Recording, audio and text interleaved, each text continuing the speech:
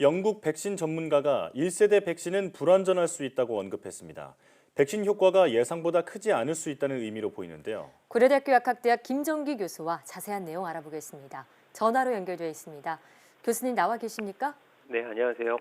네, 영국이 코로나19 백신 위원장이 1세대 백신은 감염 예방보다는 증상을 약화하는 데 그칠 수 있다고 말했습니다. 어떤 의미로 봐야 할까요? 해당 내용에 대해서 조금 더 말씀을 드리면, 네. 그러니까 그 말씀하신 영국 코로나 백신 TF 위원장이 그러니까 그 의학저널 유명한 의학저널 랜시트의 보고서 형식으로 기고한, 그러니까 게재한 내용이 있는데요. 네. 일단 말씀하신 대로 1세대 코로나19 백신이 감염 예방보다는 증상 약화를 시키는 거에 그칠 가능성이 높다. 그리고 모두에게 효과가 있지 않거나 효과도 그리 오래가지 않을 수 있다. 이렇게 얘기를 하면서 현재 그 개발 중인 코로나19 백신, 즉 1세대 백신에 대한 지나친 낙관을 경고하는 내용으로 어떤 내용을 게재를 했습니다. 네. 그래서 의미 자체로는 바로 그대로인데요. 이제 현재 개발 중인 코로나19 백신들, 1세대 백신들이 효능이 기대보다 낮을 수 있다라는 의미고요. 예. 그 이유들은 뭐 보면 코로나19 바이러스 자체가 신종 바이러스고 우리가 모르는 게 너무 많거든요. 최근 연구 결과들에 따르면 항체 지속 기간이 짧다. 그리고 특히 고령층이라든가 아니면 무증상 감염자에서 그 항체 역가가 감소하는 현상이 뚜렷하다라는 내용들도 있고요. 네. 그리고 현재 개발 중인 1세대 백신의 형태들이 기존의 백신을 개발하고 있는 플랫폼, 그러니까 사백신 형태로는 개발이 어렵기 때문에 예. DNA나 RNA 백신 형태들로 개발을 하고 있거든요. 네. 근데 이러한 백신의 형태들은 개발 경험이 그렇게 길지가 않고요. 노하우도 많이 축적되어 있지 않습니다. 그렇다 보니까 여러 가지 면에서 너무 생소하고 변수가 많다라는 얘기고, 네. 그렇다 보니 그렇게 해서 만든 백신의 효능이 완벽하지 않을 수 있다. 이런 얘기라고 이해를 하시면 될 것 같습니다. 네. 자, 그렇다면 글로벌 제약기업의 백신 긴급 사용 승인이 임박한 상황인데 더 지켜봐야겠지만 이들 백신의 효과가 큰 기대를 할 수 없는 수준이다. 이렇게 볼 수 있을까요?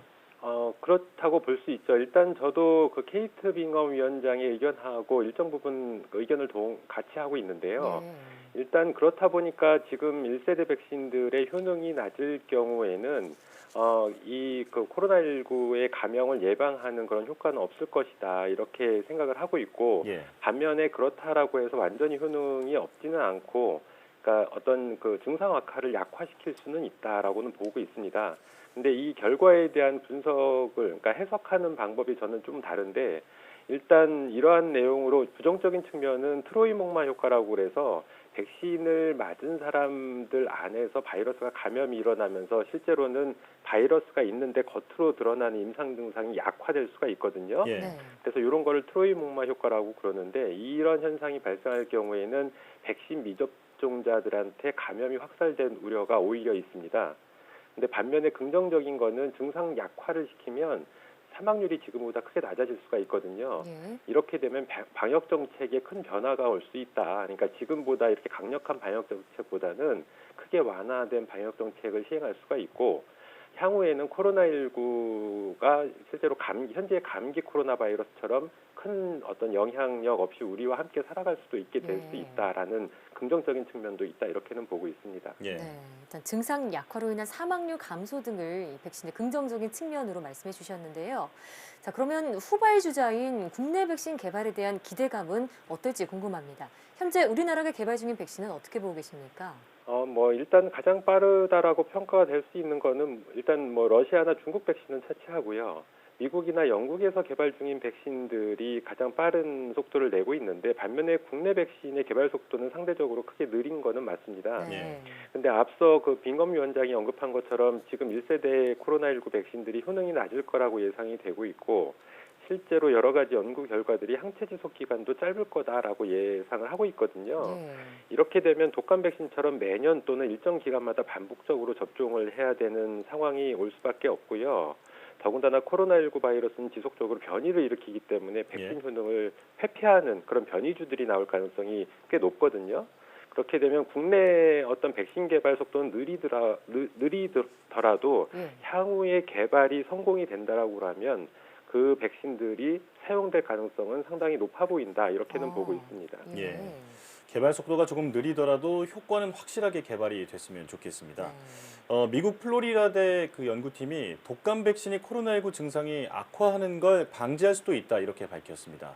독감 백신이 면역계를 미리 활성화시켜서 증상이 중증으로 진행하는 걸 막는다는 건데요. 내용이 다소 어려운데 풀어서 설명해 주시죠.